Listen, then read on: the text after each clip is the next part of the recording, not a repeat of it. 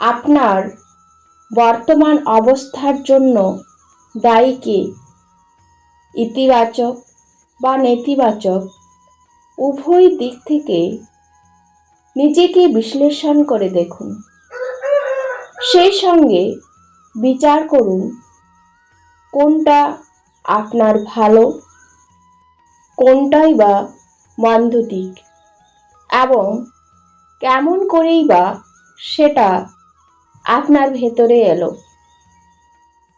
ভাবনা চিন্তা করার পর খারাপ লক্ষণগুলিকে বিনষ্ট করা শুরু করে দিন।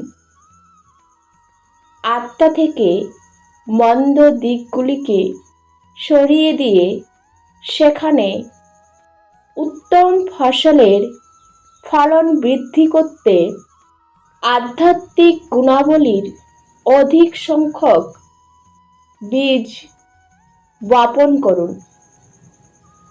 যখন আপনি নিজের দুর্বলতাগুলিকে চিহ্নিত করতে এবং বিজ্ঞানসম্মতভাবে তাদের দূর করে দিতে পারবেন, তখন আপনি আরও শক্তিশালী হয়ে উঠবেন।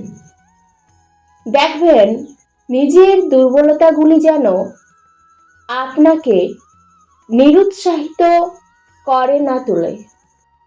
তা করার মানে হবে নিজের ব্যর্থতাকে স্বীকার করা। গঠনমূলক আত্মবিশ্লেষণের মাধ্যমে আপনি নিজেই নিজেকে সাহায্য করতে পারেন।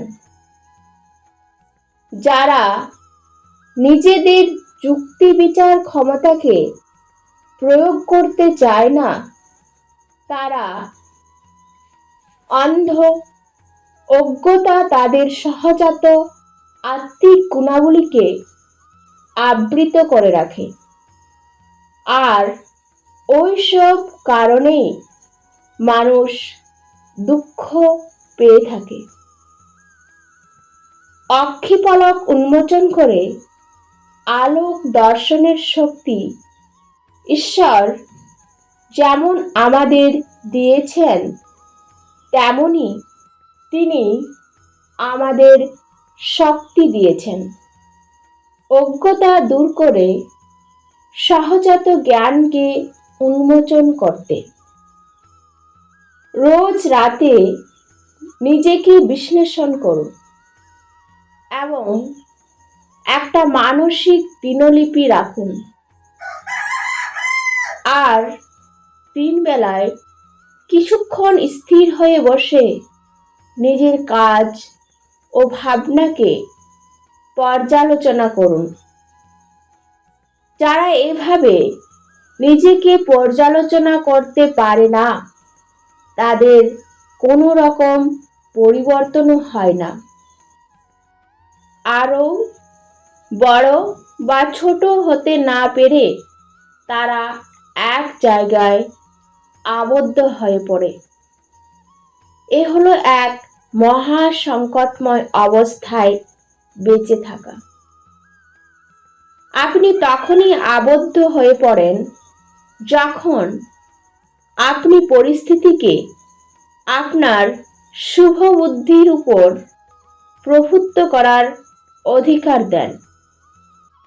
সময় অপচয় করা অতীব সহজ, ফলে তুচ্ছ ব্যাপারে আপনার সময় নষ্ট হয়, যার কারণে ভগবত চিন্তা করার সময় পান না।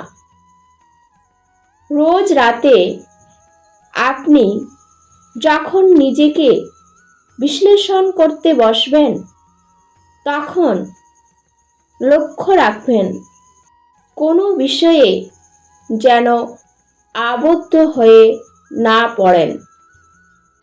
ভূমণ্ডলে আপনার আগমনের কারণ নিজেকে হারিয়ে ফেলা নয়, নিজের প্রকৃত সত্তাকে জানা। আত্মজয় করতেই ঈশ্বর তার সৈনিক রূপে আপনাকে এখানে পাঠিয়েছেন। সবচেয়ে বড় পাপ হলো নিজের কর্তব্য কর্ম দূরে সরিয়ে রাখা। আর সেই কর্তব্য কর্ম হলো নিজের ক্ষুদ্র সত্তাকে জয় করা। সমস্যা যত কঠিন হবে ততই আপনি বেশি করে সুযোগ পাবেন ঈশ্বরের সামনে প্রমাণ করতে যে আপনি হলেন অধ্যাত্ম জগতের একজন নেপোলিয়ন। আপনি হলেন আত্মবিজয়ী মানুষ। আমাদের মধ্যে এমন কতই না ত্রুটি বিচ্যুতি রয়েছে যাদের অতিক্রম করা দরকার। তিনি প্রকৃত বিজয়ী, যিনি নিজেই নিজের প্রভু। আমি যেমনটা করছি আপনাদেরও তেমনটি করতে হবে। অর্থাৎ অন্তরে প্রতি মুহূর্ত নিজেকে জয় করতে হবে। আর ওই অন্তর্জয়ের মাধ্যমে আমি দেখতে পাই সমস্ত জগৎ আমার বশীভূত। যেসব উপাদানকে রহস্যময় মনে হতো আর শাস্ত্রসমূহ যাদের মনে হতো পারস্পরিক বিরোধিতায় ভরা, তারা সবাই ঈশ্বরের দিব্য জ্যোতিতে আলোকিত হয়ে ওঠে। সেই মহাজ্যোতিতে সব কিছু সুস্পষ্ট ও অধিগত হয়। ওই ব্রহ্ম জ্ঞান লাভ করার জন্যেই তো পৃথিবীতে পাঠানো হয়েছে। তার বদলে আপনি যদি অন্য কিছুর সন্ধানে ব্যস্ত হয়ে পড়েন, তাহলে নিজের শাস্তি নিজেই ডেকে আনবেন। নিজের সত্তাকে ও ঈশ্বরকে সন্ধান করুন। জীবন আপনার কাছ থেকে যা দাবি করে যথাসাধ্য তা পালন করার চেষ্টা করুন। যুক্তি বিচার প্রয়োগ করে, সৎ কর্ম সাধন করে, সকল বাধা বিঘ্ন অতিক্রম করে আত্মবুদ্ধি অর্জন করুন। জীবন যুদ্ধে হারবেন না জিতবেন তাই নিয়ে মনে যদি প্রশ্ন থাকে, তাহলে আপনি হারতেই থাকবেন। যখন আপনি হৃদয়ে ভগবৎ সুখে তন্ময় হয়ে যান, তখন আপনি আরও ইতিবাচক, আরও বিনম্র হয়ে ওঠেন। পিছিয়েও যাবেন না, আর এভাবে দাঁড়িয়েও থাকবেন না।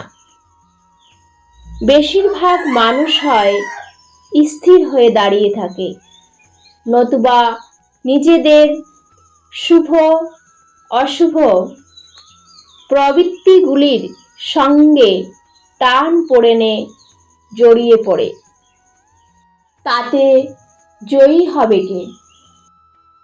প্রলোভন হলো শয়তানের কণ্ঠস্বর, যা নিয়ত আপনার মনে গুঞ্জন তুলে চলেছে। আপনার তরফের সব বিষয়কে জটিল করে তোলাই হলো তার লক্ষ্য।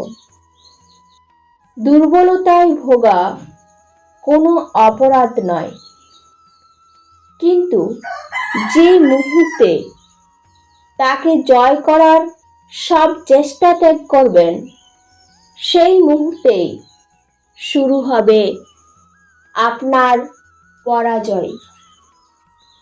পরে গিয়েও যতক্ষণ পর্যন্ত আপনি উঠে দাঁড়াবার চেষ্টা করে যাবেন, ততক্ষণ পর্যন্ত আপনার সাফল্যের সম্ভাবনা থাকবে। আনন্দ আসে বিজয় থেকে নয়, দুর্বলতাকে জয় করে যে জোর, যে তৃপ্তি পাওয়া যায় তাই থেকে। সাধু মহাত্মাদের জীবন পর্যালোচনা করে দেখুন।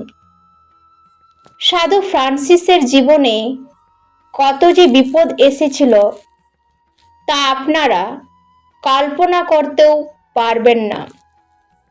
তথাপি তিনি হার স্বীকার করেননি। মনশক্তির জোরে একের পর এক বাধাগুলিকে অতিক্রম করে তিনি ব্রহ্মলীন হয়েছিলেন। ওই রকম সংকল্প আপনাদের ভেতরেই বা থাকবে না কেন? আমার তো প্রায়ই মনে হয় ব্যর্থতা স্বীকার করাই হলো জীবনের সবচেয়ে বড় পাপ। কেননা তাকে স্বীকার করার মানেই হলো আপনার আত্মার, আপনার অন্তরের ঐশ্বরিক ভাবমূর্তির সর্বশ্রেষ্ঠ শক্তিকেই অস্বীকার করা। কদাপি আশা ত্যাগ করবেন না। সেই সমস্ত বৃত্তিতেই নিযুক্ত থাকার ইচ্ছা পোষণ করুন যা নিজের উপর আরও কর্তৃত্ব স্থাপনে আপনার সহায়ক হয়ে উঠতে পারে। যাবতীয় বাধা বিঘ্ন সত্ত্বেও নিজ শুভ সংকল্পকে কার্যে পরিণত করাই হলো আসল জয়। কেউই যেন আপনার সংকল্প ভাঙতে না পারে। অনেক লোকই যুক্তি খাড়া করে বলে, আজকের দিনটা যাক, কালকে আবার চেষ্টা করা যাবে। নিজের সঙ্গে প্রতারণা করবেন না। ওই জাতীয় ভাবনা থাকলে জয়ী হওয়া যায় না। কোনো সংকল্প করার পর তাকে কার্যে পরিণত করতে আপনি যদি সদা সচেষ্ট থাকেন তাহলে অবশ্যই সফল হবেন।